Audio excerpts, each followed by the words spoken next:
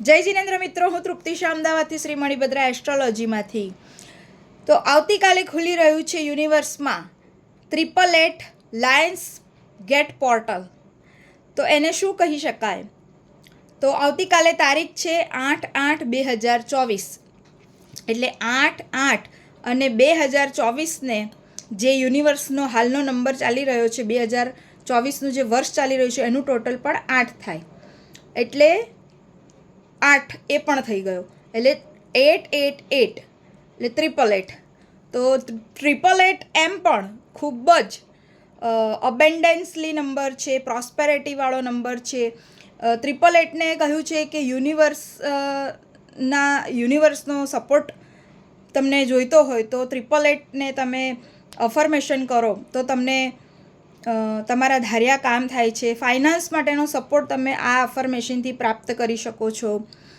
અને આ દિવસે 100 વર્ષ બાદ, એટલે કે હવે પછી પણ 100 વર્ષ બાદ આવશે. એટલે આ દિવસને બિલકુલ સ્કીપ ના કરતા તમારા મનની અંદર જે પણ વિશ પડી હોય તે આવતીકાલે લખવાની સ્ટાર્ટ કરી દેજો. અને લખવાનો સમય હશે સવારમાં 8 વાગ્યાથી 8:08.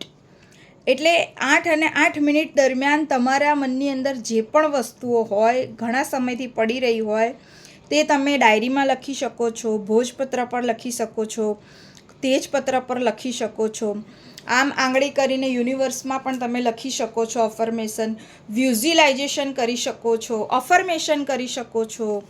888 અફર્મેશન ફાઇનાન્સ માટે કરી શકો છો. 8 મિનિટ સુધી ખાસ કરવું. જે પણ કંઈ કરો તે 8 મિનિટ કરવું, 8 વખત કરવું. અથવા તો તમારા લેફ્ટ હેન્ડ પર પણ તમે 8 વખત 888 લખી શકો છો.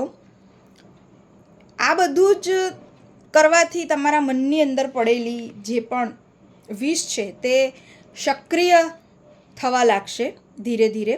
અને આ ઓગસ્ટનો મહિનો, એટલે કે આ 8મો મહિનો, એ આખો જ એટલો બધો એનર્જેટિક છે કે કેમ કે યુનિવર્સનું પોર્ટલ ખુલ્યું છે 888નું. યુનિવર્સમાં 8 નંબરને એમ પણ અબેન્ડન્સ વાળો નંબર કહેવાય છે, પૈસા આપવાવાળો લકી નંબર કહેવાય છે, ઇન્ફિનિટીનો નંબર કહેવાય છે. તો આ દિવસે તમે બીજા કયા કયા રેમેડી કરી શકો?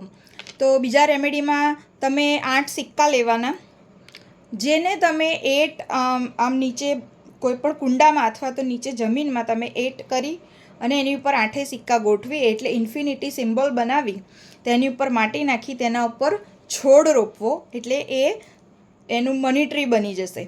એટલે એનાથી પણ તમારી પ્રોસ્પેરિટી વધી જાય છે.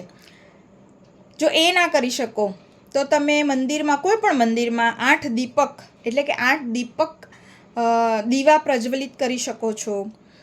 પછી અફર્મેશન આપી શકો છો, સ્ક્રિપ્ટિંગ કરી શકો છો. કાલથી જ 8 વાગ્યાથી 8 મિનિટ સુધી કોઈ પણ વસ્તુ તમે તમારા મનની અંદર જે પડી છે વિશ, એ તમે કાલથી સ્ક્રિપ્ટ કરવાનું ચાલુ કરી દેશો. લખવું ખૂબ અગત્યનું છે. આપણા વૈદિક શાસ્ત્રોમાં પણ કહ્યું છે કે તમારે કોઈ પણ મંત્રની બુક પણ આવે છે, જેવી રીતે કે ગાયત્રી મંત્ર છે કે ઓમ નમઃ શિવાય છે. અફર્મેશન થયું એ જે વારંવાર એકની એક વસ્તુ લખો એને અફર્મેશન કહેવાય છે. વિઝ્યુલાઇઝેશન, જે વિચારવું, પોઝિટિવ થઈને વિચારવું. એટલે આ આટલા બધા એકદમ સુપર નેચરલ હાઈ ફ્રિકવન્સી ડેને તમે બિલકુલ સ્કીપ ના કરતા અને આનો ખાસ યુઝ કરો. તેના માટે જ મેં અત્યારે આ વિડીયો બનાવ્યો છે. તો પ્લીઝ તમે આ બધી રેમેડી જરૂર કરજો, ભૂલ્યા વગર કરજો. અને આ મારો વિડીયો કેવો લાગ્યો તે મને કમેન્ટ કરીને જરૂર જણાવશો. લાઈક કરજો, સબસ્ક્રાઈબ કરજો. પ્રણામ. જય જીનેન્દ્ર.